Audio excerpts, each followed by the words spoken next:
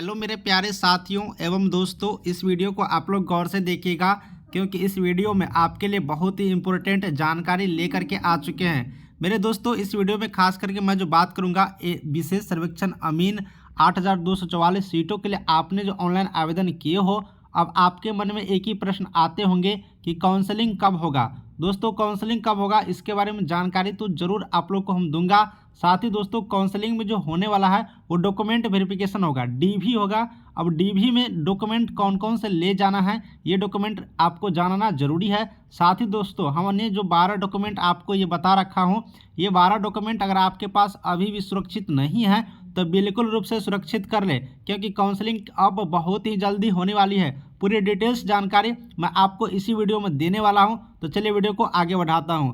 दोस्तों, एक छोटी सी रिक्वेस्ट करूंगा, अगर अभी तक आपने टेलीग्राम ग्रुप को ज्वाइन नहीं किए हो तो टेलीग्राम ग्रुप का लिंक डिस्क्रिप्शन में है। इन्फो विद CS चैनल का नाम है। आप लोग सर्च करके टेलीग्राम के या फिर डिस्क्रिप्शन में लिंक है उसमें क्लिक करके जुड़ सकते हो। सारे डाउट पूछ सकते हो, कोई भी प्रश्न हो हमसे डायरेक्ट पूछ सकते हो। चलिए वीडियो को आगे बढ़ाते हैं।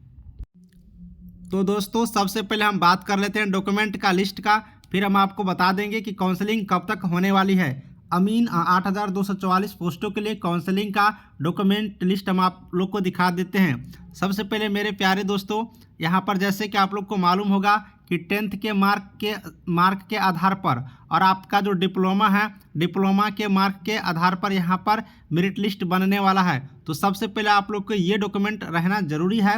नंबर 1, 10th मार्कशीट रहना आप लोग के पास जरूरी है। ओरिजिनल मार्कशीट आपके पास होना जरूरी है, चाहे वो CBSE के स्टूडेंट हो या फिर बिहार बोर्ड के हो, किसी भी बोर्ड से हो, तो 10th का मार्कशीट ओरिजिनल आपके पास होना जरूरी है। उसके बाद दोस्तों बात करिएगा तो 10th का सर्टिफिकेट आपके पास जरूरी है। देखिए, बिहार बोर्ड में क्या होता है कि मूल प्रमाण पत्र होते हैं, ठीक है, मूल प्रमाण पत्र, इसे ही हम लोग सर्टिफिकेट बोलते हैं। तो बिहार बोर्ड में तुरंत ये सर्टिफिकेट नहीं मिलता है, 1 साल या 2 साल के बाद ही मूल प्रमाण पत्र मिलता है। तो जिन कैंडिडेटों के पास अभी भी मूल प्रमाण पत्र नहीं है, 10th क्लास के स्टूडेंट, 10th क्लास वाले सर्टिफिकेट का, तो वो सारे कैंडिडेट अपने अपने स्कूल से संपर्क करके मूल प्रमाण पत्र सर्टिफिकेट 10th का जरूर से ज़रूर निकाल ले, क्योंकि आपको डॉक्यूमेंट वेरिफिकेशन में ये डॉक्यूमेंट आपको ज़रूर से ज़रूर देखा जाएगा। उसके बाद दोस्तों बात करते हैं डिप्लोमा का। तो डिप्लोमा आपने सिविल इंजीनियरिंग से तो पास किए ही होंगे, तभी तो फॉर्म अप्लाई किए होंगे, इसीलिए ऑल सेमेस्टर का मार्कशीट होना जरूरी है। जनरली दोस्तों 6 सेमेस्टर होता है, तो 6 सेमेस्टर का मार्कशीट होना जरूरी है। साथ ही दोस्तों, बहुत ऐसे कैंडिडेट हैं जो कैरी लगा रखे होंगे। अब जिन कैंडिडेटों के कैरी लग रखा है तो कैरी वाला मार्कशीट भी आप लोग के पास होना जरूरी है। साथ ही दोस्तों बता दूं, पहले क्या होता था कि ईयरली एग्ज़ाम होता था, यानी कि सिविल वाले का जो एग्ज़ाम होता था वो साल में एक ही एग्ज़ाम होता था। तो 3 साल में 3 एग्ज़ाम होंगे, तो इनके लिए ईयरली वाला मार्कशीट होना जरूरी है। जो कैंडिडेट लेटरल एंट्री से पास आउट किए होंगे उनको फर्स्ट सेमेस्टर और सेकंड सेमेस्टर का मार्कशीट नहीं होगा, तो बाकी जो 4 सेमेस्टर का मार्कशीट होगा वो सारे मार्कशीट भी आपके पास होना जरूरी है। तो जो भी आपके पास मार्कशीट है वो सारे मार्कशीट यहाँ पर रहना जरूरी है। अब दोस्तों, डिप्लोमा का सर्टिफिकेट आपके पास तो होंगे ही, अगर अभी भी आपने अपने कॉलेज से नहीं निकाले हो तो डिप्लोमा का मार्कशीट आपके पास रहना जरूरी है। अब मेरे प्यारे साथियों बात कर लेते हैं कास्ट सर्टिफिकेट का। अगर आप बिहार राज्य के अस्थायी निवासी है तो आप लोग के पास कास्ट सर्टिफिकेट होना जरूरी है। अब ये वही कास्ट सर्टिफिकेट होना जरूरी है जो आपने ऑनलाइन के टाइम में दिया था। ऑनलाइन टाइम में जो कास्ट सर्टिफिकेट दिए हैं, चाहे वो पुराना सबमिट किए हो या नया बना करके सबमिट किए हो या आप लोग तत्काल से बना के सबमिट किए हो, जो भी कास्ट सर्टिफिकेट सबमिट किए हो ऑनलाइन करने टाइम में सेम सर्टिफिकेट आपके पास होना जरूरी है। तो बिल्कुल रूप से इस कास्ट सर्टिफिकेट को आप लोग संभाल के रखिएगा। अब मेरे प्यारे दोस्तों, यहाँ पर हम लोग बात करते हैं रेसिडेंशियल सर्टिफिकेट का। तो बिहार के अस्थायी निवासी वाले कैंडिडेट को आवासीय प्रमाण पत्र होना जरूरी है।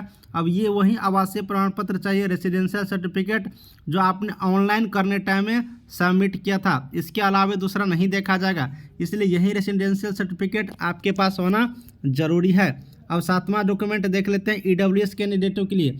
अब जो EWS जाति के अंतर्गत आते होंगे, जो EWS का छूट लेना चाहते हो, वो EWS वाला सर्टिफिकेट जरूर से ज़रूर बना ले, आप लोग को ये सर्टिफिकेट यहाँ पर मांगे जाएंगे। अब दोस्तों हम लोग नेक्स्ट सर्टिफिकेट का बात कर लेते हैं। नेक्स्ट सर्टिफिकेट की बात करेंगे तो विकलांग, जो अब कैंडिडेट विकलांग है उनके पास विकलांग सर्टिफिकेट होना चाहिए। अगर आपने अभी भी नहीं बनाए हो तो बिल्कुल से बना ले, और ये वही विकलांग सर्टिफिकेट होना चाहिए जो आपने सबमिट किए हो। अब दोस्तों बात कर लेते हैं freedom fighter certificate. Freedom fighter के अंतर्गत जो भी कैंडिडेट आते हो, फ्रीडम फाइटर सर्टिफिकेट आपके पास होना ज़रूरी है। अब दोस्तों 10वां डॉक्यूमेंट है मेरा आधार कार्ड। आधार कार्ड मैंडेटरी है, आधार कार्ड ज़रूर से ज़रूर मांगे जाते हैं, इसलिए आधार कार्ड ओरिजिनल आपके पास होना ज़रूरी है। जिन कैंडिडेटों के पास अभी आधार कार्ड ओरिजिनल नहीं है वो आप लोग प्रिंट आउट करवा ले, फिर से निकलवा ले। आधार कार्ड रहना यहाँ पर ज़रूरी है। साथ ही फ़ोटो का बात कर लेते हैं, तो साथियों यहाँ पर फ़ोटो वही होना चाहिए जो आपने ऑनलाइन करने टाइम में दिया था। इसके अलावा दूसरा फ़ोटो स्वीकार्य नहीं होता है, और ये 6 फ़ोटो आपके पास होना ज़रूरी है। कम से कम 6 फ़ोटो रहना चाहिए। पिछला बार 6 फ़ोटो लिया गया था, इसलिए मैं बता रहा हूँ 6 फ़ोटो आप लोग के पास होना ज़रूरी है, वही फ़ोटो जो आपने ऑनलाइन करने टाइम में दिया था। उसके साथ ही दोस्तों एक और डॉक्यूमेंट 12 नंबर का ऑनलाइन प्रिंट आउट वाला फॉर्म, आपने जो फॉर्म अप्लाई किए हो और उसका जो प्रिंट आउट निकाले होंगे वो फॉर्म आपके पास होना ज़रूरी है, वो भी फॉर्म मांगे जाते हैं। तो ये सारे जो मैंने 12 डॉक्यूमेंट बताया, 12 डॉक्यूमेंट, तो ये 12 डॉक्यूमेंट आप लोग बिल्कुल रूप से यहाँ पर रहना चाहिए।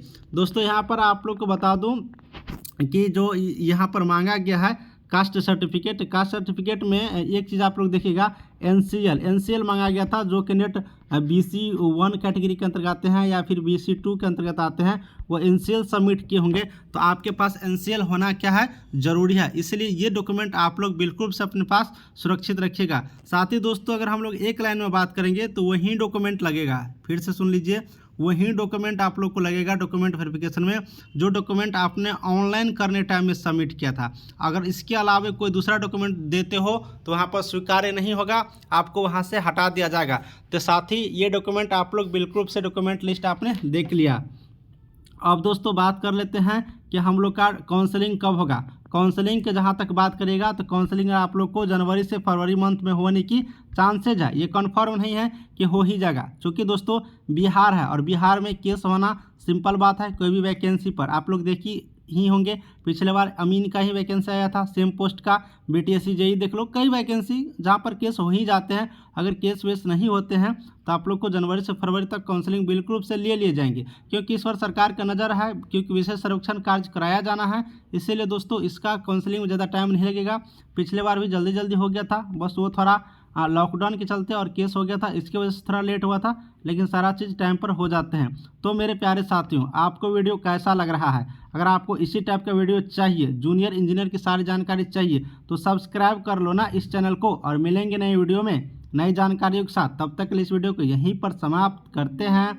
Bye bye, thank you.